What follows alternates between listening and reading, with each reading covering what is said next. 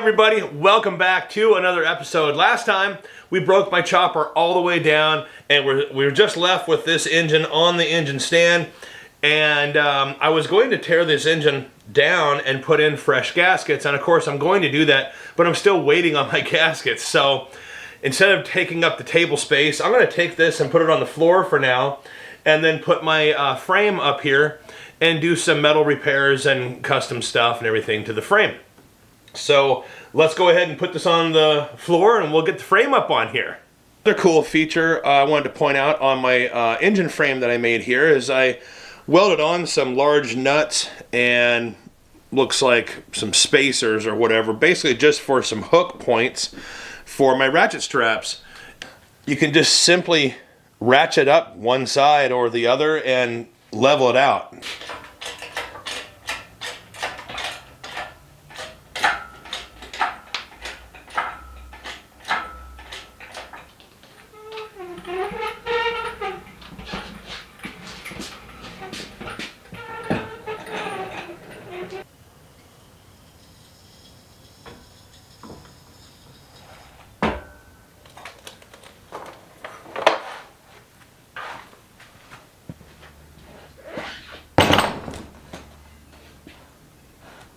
Let's go ahead and cruise around this frame and take a look at it, see what I've got, see what I've done, see what needs to be changed or cleaned up or modified, and there's lots of all of that. So right at the front here, I'm going to want to take off this steering stop little chunk, a rectangle chunk, clean this up, smooth that up.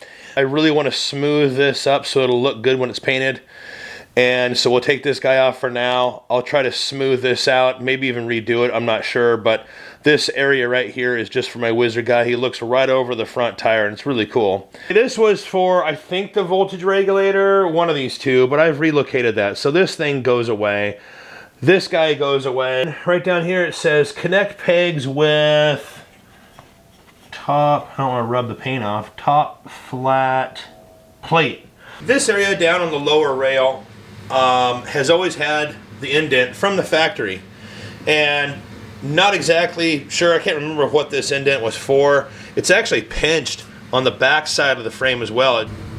This area here we're going to fill in, and for these bottom rails down here, they had like an angle iron cross brace going across that hung below the lower rails, and this hardtail is a 2-inch drop and the Springer is a 2 under, and so obviously the bike's 2 inches lower, and going into certain driveways and things like that that are pretty steep, I dragged the bottom of my bike, and the lowest part was that angle iron piece, and I cut those off and replaced that with a bridge that's just a solid chunk of steel in 3 spots. Now that I'm looking at these, I put these in when the engine was in because I don't have any welds on the top here. So I'll definitely be putting welds all the way around on the tops of these things on the insides. This bung right here is for my battery box, and I only put one tack. You can see there I put an arrow right here. Obviously finish weld that. I was checking out this crossbar up here, and it took me a second to think, God, why did I grind right here? And I'd forgotten that my very first seat was a sprung saddle that I made. I made this saddle just out of vinyl, threw a diamond pattern on here, did some leather weaving on the back, made the pan for it, of course, and then just threw on these 4-inch barrel springs. This is how I started out this whole build. I thought I was going to run a sprung solo seat. This kickstand is also going to be coming off. Very well built, and it's never let me down. I have no problems with the kickstand. The only thing that I have to say about it that I absolutely don't like is the way that I installed it. And the way I installed it was, I knew full well that I wanted to have a really aggressive chopper lean, and so I set my bike up with both wheels and then supported the frame with a cherry picker, and then put my kickstand out to see exactly what kind of a chopper lean I wanted, and then tacked it in and then welded the thing in. Well, what I didn't really account for is that all kickstands are going to have some type of a slop to them, and also when you put the whole entire bike together and you have the full weight of the bike, that's also going to make it flex, especially when all of the weight is over at an extreme chopper lean. All of that bike weight is right on that kickstand. When I parked this bike in the garage at the house when I'm not out riding around, I always put a 2x4 underneath this thing just to take a lot of the weight off the kickstand, because the more lean you have, the more weight is on your kickstand. And now that we're here today doing this, believe me, this is one thing that I am just very excited to get to, because I've been wanting to take this thing off for years and just put a bolt on. So that's coming off. Can't wait for that. That's going to be great. The first thing I'm doing to this frame is degreasing it, wiping it down, cleaning it up, and probably cut off that kickstand.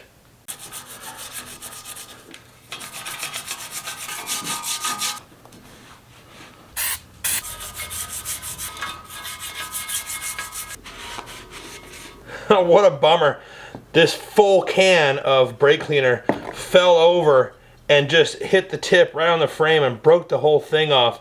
So now I've got to go like this and hold it and shoot it.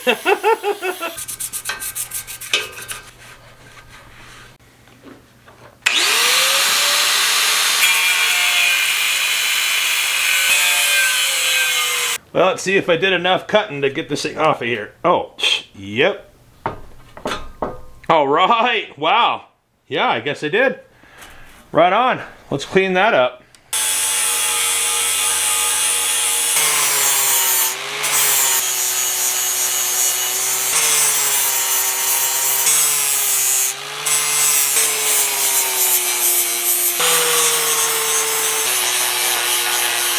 Let's cut some more stuff off of this thing.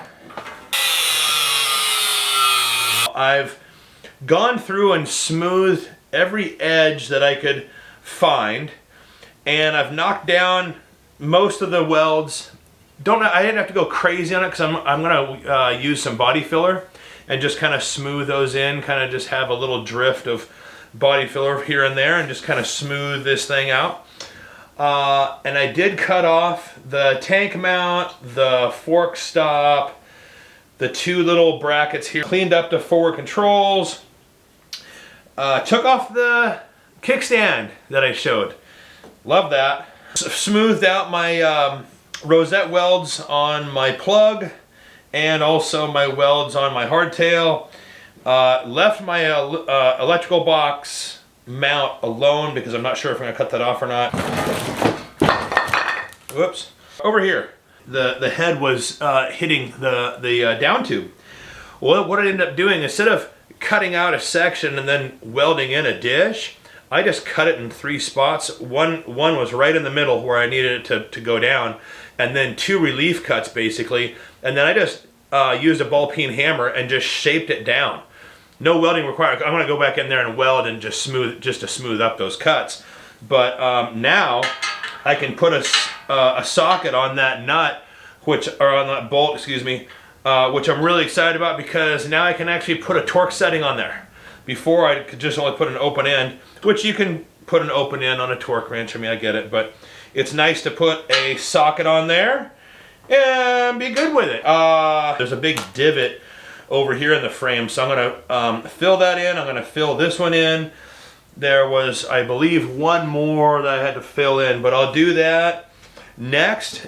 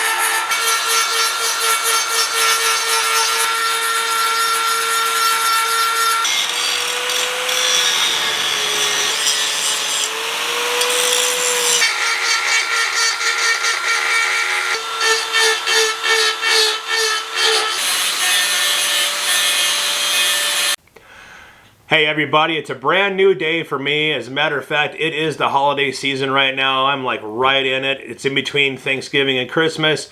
And so I'm kind of shuffling and juggling with life and family and friends and everything. Still trying to keep on track. I don't really have a deadline for this, but you know, winter, to try to get the majority of this bike refresh done. And so where I'm at right now is I just kind of finished up where I want to be right now with grinding down on the welds and things like that. The welds don't need to be perfectly smooth. I just need to knock down all the high points so that I can come in with some body filler and smooth it in and sand it. It's these little pinch points that are all over the frame. 1, 2, 3 over here, and then the original mount tube that was for the tank at the front here. I'm going to do some welding right now and fab up a couple of little covers, little plates that'll keep this looking nice and smooth. So I went digging around over my scrap steel, and I actually had a shrink wrap piece of mandrel bent tubing over there, and the diameter is almost the same as my frame tubing. It doesn't look like it on camera, but it's pretty dang close. I mean, it's close enough. I'm just going to be cutting out just a little oblong shape here. And this doesn't need to be as thick wall as this. It still has all of its structural integrity in here. It's literally just for cosmetics. Always make your filler piece just a little bit smaller than you need. And so that's going to be the length of it. Let's go ahead and trim that down. So there we go. You can kind of feel with your fingers that it's just below the surface, which is nice. And then we're going to do the same thing over here. We're going to start here. Maybe we'll put a little bit of curve into this thing first. Kind of match the frame here. So we'll just kind of start it right there. And I think we're just going to kind of have to eyeball this a little bit. All right, so we'll get the contour back into this thing to make sure that we're doing it right. And that looks pretty good. So let's go ahead and round these edges so that it fits in there nicer. You don't want to crease it too much, like I just did. I like it. And then we'll just have some filler on there, so that'll look cool. All right, let's try to transfer this now onto the pipe and cut it down here, and we'll get our little piece out of that.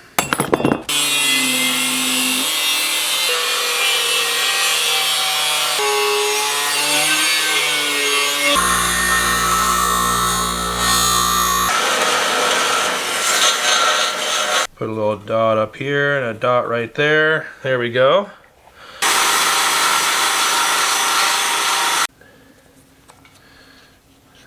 That feels pretty dang good right there. There we go.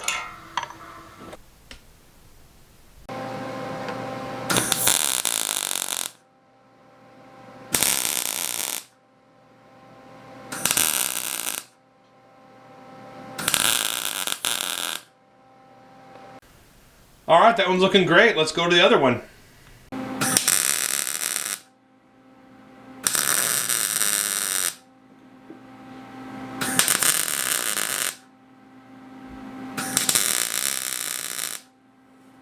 I just threw a little washer on that hole right there. I'm going to put another washer on the other side, and I also have that guy down there tacked in 100%. Let's go ahead and just get some of this stuff out of the way. Pretty well satisfied with it. We'll get you in close and show you what I did here. I welded up those cross braces that I put in on the top side that we were talking about. So now those are fully welded all the way around on both sides. So I'm really liking that. And then over here, this is where my kickstand was.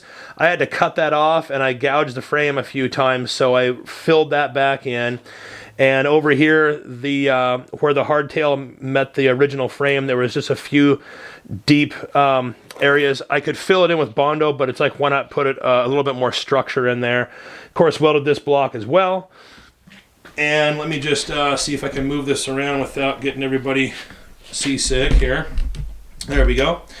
And right here is where I had cut it 1, 2, 3, hit it with a ball peen hammer, and put that concave in there so that I can get a socket on this particular bolt. And so I'm going to go ahead, of course, and grind all this nice and smooth, make it look neat. This is my electrical box mount, and there was only like one bead here and then a tack and a tack. So I filled in everything there, and this is of course going to have body filler. I'm just going to smear it in, but just want to make sure I had a lot of structure there. There was also another hole that I had drilled here for some wires. I filled that in. This is my turning indicator light, and then going through the frame, I had my wires pop out for not only my turning indicator, but also these wires popped over, used the sissy bar as a ground, and then went into the sissy bar and went up the sissy bar for my tail lights and my brake lights. A few other things going on. There's two holes right here, and that's where the wires feed into the back of the frame and go down for my turning indicators and my brake lights and my tail lights and stuff, because my electrical box is right in front of it. This hole right here I filled in because I was going to run it through the frame like I told you before, and I just filled that, so we're not doing that again. It's another new day for me within the same video. We just celebrated Christmas a couple days ago, and in less than a week we're going to celebrate New Year's Eve. And I caught a nasty cold. It took me down for about 2 weeks. I didn't have any energy at all to do anything on this frame. But between, you know, friends and family and holidays and being sick, I came out into the garage a lot and just sat and looked at the frame, studied the frame from different vantage points, and just kind of daydreamed and used my imagination and took that time to come up with some really creative and unique things to do to the frame. And I think I've came up with a lot of really cool things. Today I want to do something. I'm going to show you exactly what I'm talking about, what I'd like to do right now. You can see all these red marks that I put on here with a paint pen, is take a barrel sander for my Dremel and just come in and just grind in a dish, and then move over and grind another dish, another dish. And what that's going to do is it's going to allow the sun to highlight it and kind of sparkle on these areas right here. We won't really know if it's going to give me the desired look that I want until I actually paint it and have it outside. And I'm willing to take a gamble, so let's go ahead and go for it.